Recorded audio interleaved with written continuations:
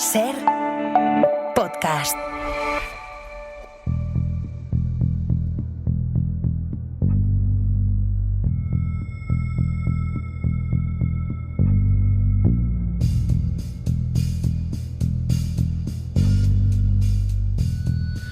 Continuamos en Ser Historia y los próximos minutos los queríamos dedicar, aparte de la historia negra, de la historia más oscura de Barcelona.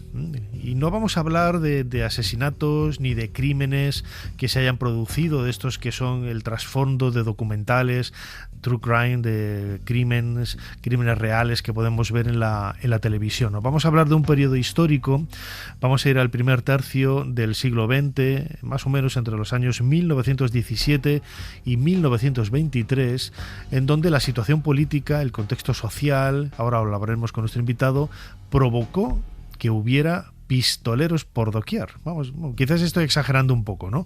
Pero es un poco ese momento de pistolerismo que marca un poco la historia de Barcelona. Precisamente lo hacemos a colación de un libro publicado por EFA2, El pistolerisme a Barcelona, que está en catalán y que nos cuenta un poco esta historia tan espectacular, cuyo autor es el periodista y conocedor de toda esa crónica negra de la ciudad condal, David Rebelles. David, bienvenido de nuevo a Ser Historia.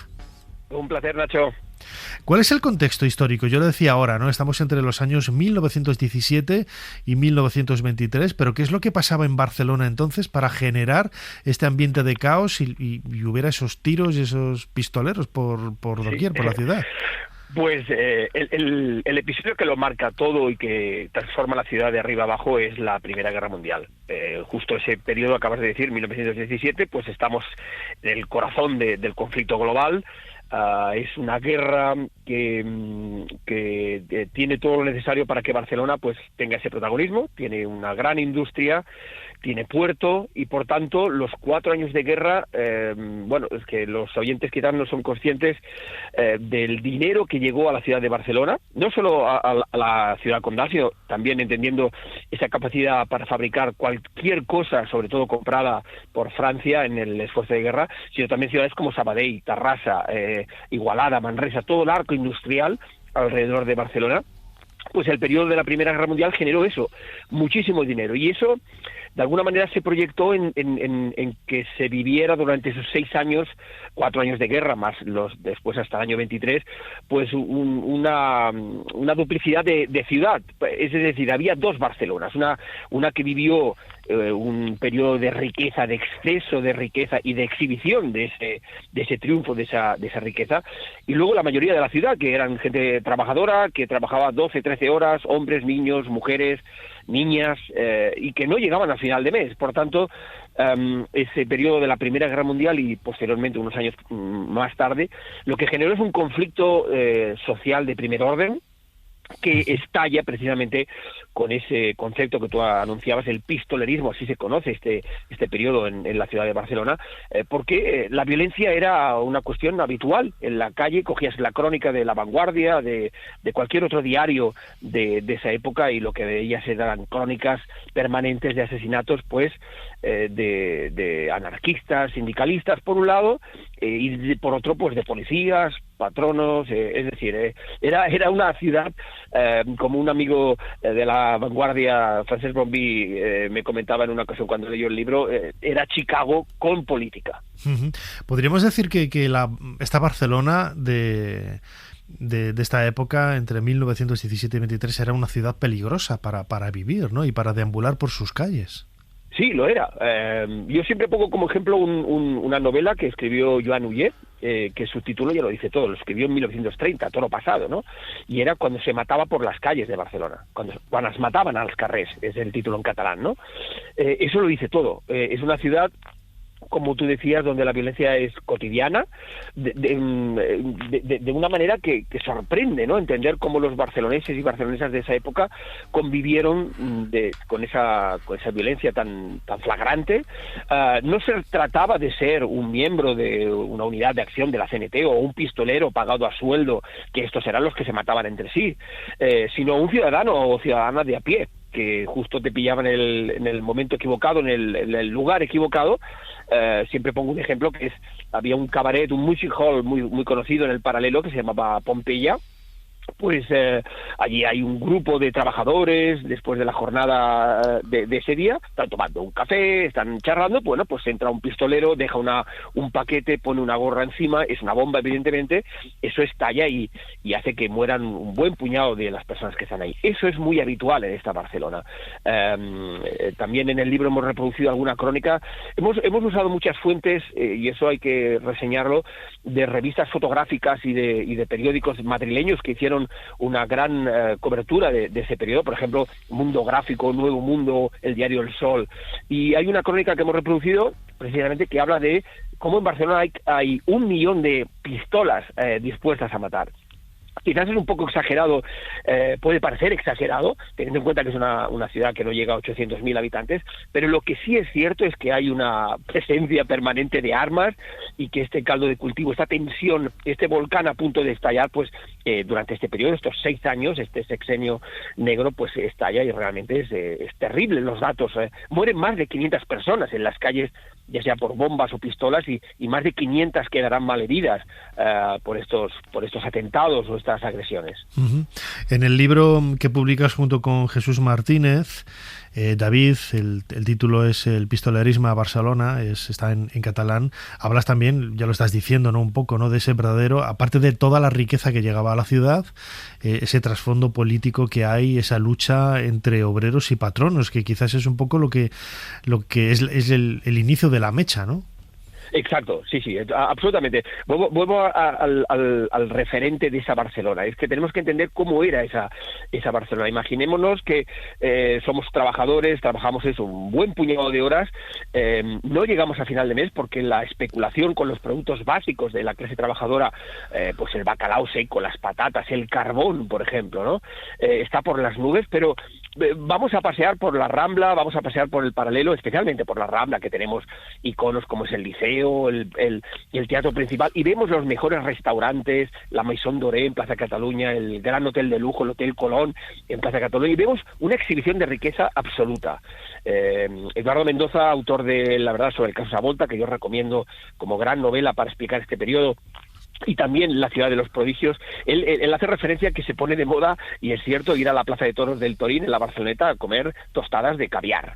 Entonces vemos que hay una ciudad que hace esa exhibición del triunfo de la riqueza, que se ve también en los cabarets, en la Rambla del centro, el cabaret Excelsior, el cabaret Lion d'Or, pero vuelvo a repetir, tenemos una gran población, la mayoría de la población trabajadora que no puede acceder a lo básico. Ese es el caldo de cultivo de esa violencia que va a estallar, y que tiene una ciudad puramente industrial como es Barcelona, con una gran presencia de la CNT, del anarquismo, con personajes clave en esa época como es Ángel Pestaña, que vehiculan ese hartazgo, ¿no?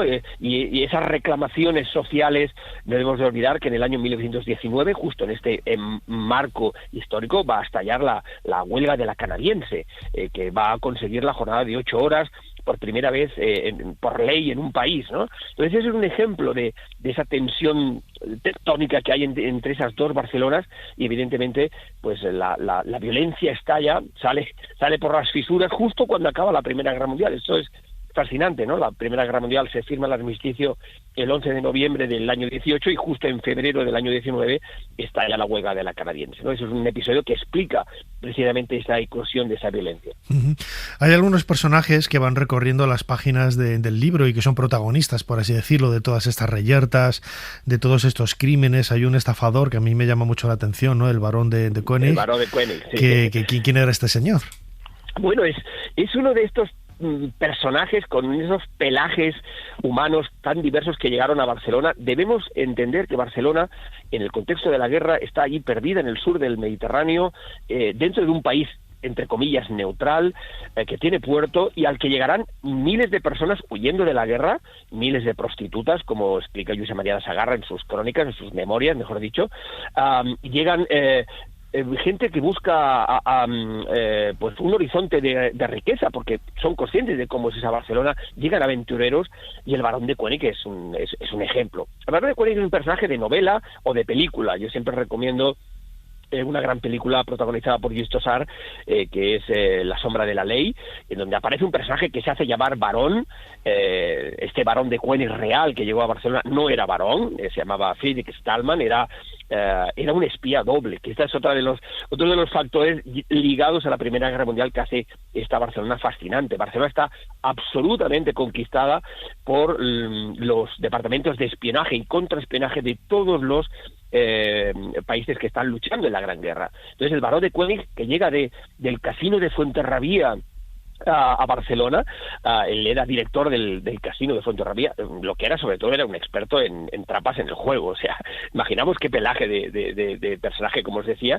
Llega a Barcelona y claro, descubre una ciudad que es una mina, es un potencial para enriquecerse de primer orden, y que además coincide que se hace íntimo amigo de un personaje clave en este episodio de la Barcelona de la Primera Guerra Mundial, pero también de la España de la Gran Guerra, que no es ni más ni menos que el comisario Manuel Bravo Portillo, el protagonista del gran escándalo del espionaje durante la Primera Guerra Mundial en España. Entonces estos dos, el Barón de Koenig, este señor, pues acabarán dirigiendo lo que se conocía en la época como la banda de los 60 o la banda negra, que era una banda de pistoleros, sicarios, que en nómina de la patronal de Barcelona pues asesinaban, apaleaban a sindicalistas, anarquistas que hacían ruido en las empresas, ¿no? Y eso, estos personajes, como tú decías, que te ha sorprendido el Barón de Koenig, es uno de tantos. Es fascinante la cantidad de personajes variopintos que llegan a la ciudad en este periodo. Uh-huh. La muerte luego de lo que decías ahora de Salvador Seguí, ¿no? Su asesinato en 1923 lo cambió absolutamente todo, ¿no? El Noa del Sucre, el niño del azúcar. Es que son personajes Exacto. Típicos de lo que tú decías al principio de Chicago, ¿no? Totalmente. Además, Carlos del Sucre, Salvador Seguí, es el gran referente del sindicalismo en Barcelona. Es un personaje clave en la huelga de la Canadiense, es un personaje clave en el Congreso de Sants de agosto de 1918, donde el anarquismo logra pues construir su gran criatura, que será el sindicato único y por tanto la fuerza del movimiento obrero. Seguí era un mito en vida. Cuando lo matan el día 10 de marzo de 1923 en lo que hoy es la Rambla del Raval, en la época era pues el carrer de la Cadena, la calle de la Cadena, cuando lo asesinan, pues eso, con un pistoletazo en la cabeza, muere un mito. Entonces hemos querido refrendar en el libro su importancia. En el libro hemos sobre todo tirado, como te decía, mucho de imágenes, fotografías de la época y también de ilustraciones de gente maravillosa como Ricard Opiso, el gran ilustrador, discípulo de Gaudí en su día, pues que retrató esta violencia, ¿no? Y él es el que hizo la ilustración de la portada de la Campana de Gracia, que era un semanario mítico también en Barcelona, y que retrata el cuerpo de Salvador Seguí extendido en la calle. Cuando asesinan a Seguí, saben a quién matan.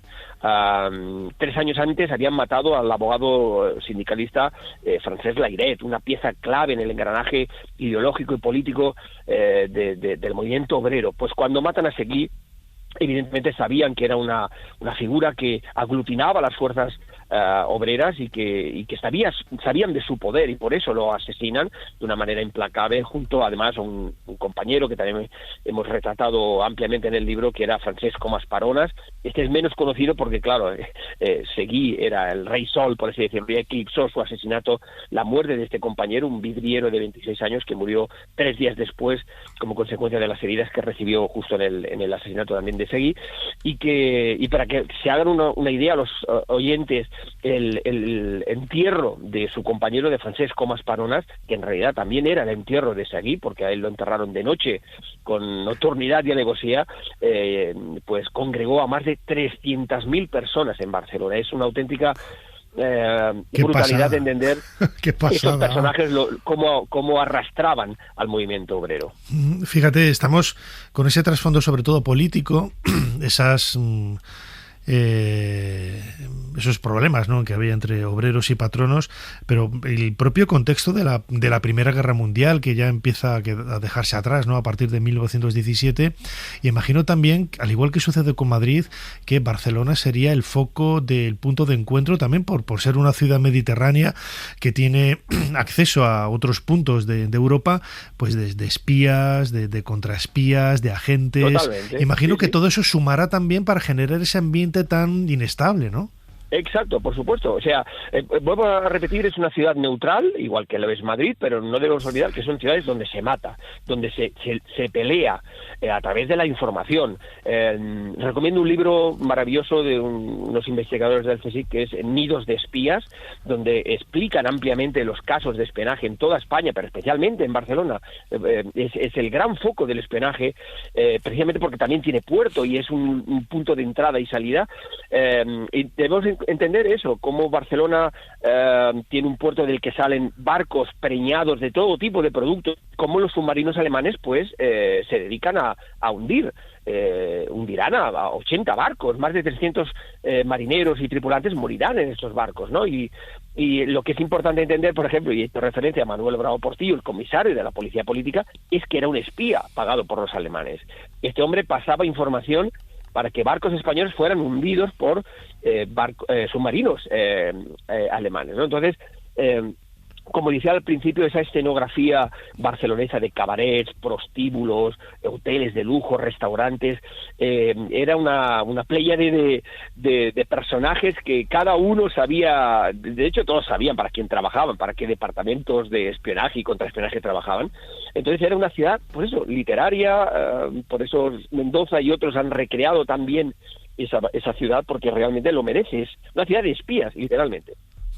Ya como última pregunta, David Revilles, coautor junto con Jesús Martínez de este libro El Pistolerismo a Barcelona, publicado por EFA2. Muchos de esos lugares todavía hoy siguen en pie.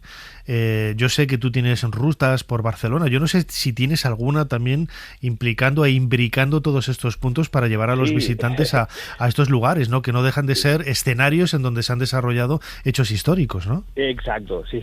Yo hace pues, desde el año 2014 que hago la ruta de la Barcelona de la Primera Guerra Mundial, y a partir del año 17, cuando llega esta efeméride, ¿no?, del inicio del pistolerismo, hago la ruta de los pistoleros, ¿no? Y entonces lo que es increíble es recorrer la ciudad con otra mirada, ir al lugar en la calle Balmes, número 26, el cruce con Plaza Universitat, con la Universidad de Barcelona, el lugar donde asesinan a Salvador Seguí, a Francesc Layret, cuando salía de su casa, ¿no? O ir al lugar donde matan a Salvador Seguí, en el carrer de la Cadena, no deja de ser emotivo a la vez que terrible, porque podemos leer la historia de la ciudad, esta ciudad convulsa en estos lugares, ¿no? Y como decías tú, es cierto que muchos de estos escenarios ya han desaparecido, pero en mi recorrido, usando mucha imagen, mucha fotografía de la época, pues puedo recrear estos escenarios, ¿no? El cabaret Lion d'Or, con esas ilustraciones de Ricardo Piso, el prostíbulo de lujo Madame Petit en la calle Arco del Teatro número 6, es decir, el paralelo. De hecho, la ruta la empiezo en las Tres Chimeneas, y los oyentes han visitado Barcelona, pues está al final del paralelo, esas Tres Chimeneas es donde se produce la huelga de la canadiense, ¿no? Entonces, cuando yo empiezo el recorrido ahí y les digo a mis grupos, estáis pisando historia, pues es literal, y permite, es una ensoñación, es un viaje en el tiempo, este periodo tan desconocido y tan crucial en la historia de Barcelona. Bueno, nosotros a través de nuestras redes sociales pondremos los enlaces y la forma de contactar también contigo para poder seguirte. Fantástico, muchas gracias. Y poder participar en esas rutas que giran también en torno al libro del que estamos hablando aquí, El Pistolerismo a Barcelona, publicado junto con nuestro invitado David Revilles y Jesús Martínez, editado por... Exacto, sí, mi compañero en la Facultad de Ciencias de la Comunicación, los dos hemos realizado esta obra. Fantástico, publicado por EFA2, no lo olvidemos. Exacto. David Revilles, como siempre, muchísimas gracias una vez más por habernos ayudado a hacer un poquito más de historia. Muchas gracias, Un Nacho, abrazo. de verdad. Salud. Para no perderte ningún episodio, síguenos en la aplicación o la web de la SER, Podium Podcast o tu plataforma de audio favorita.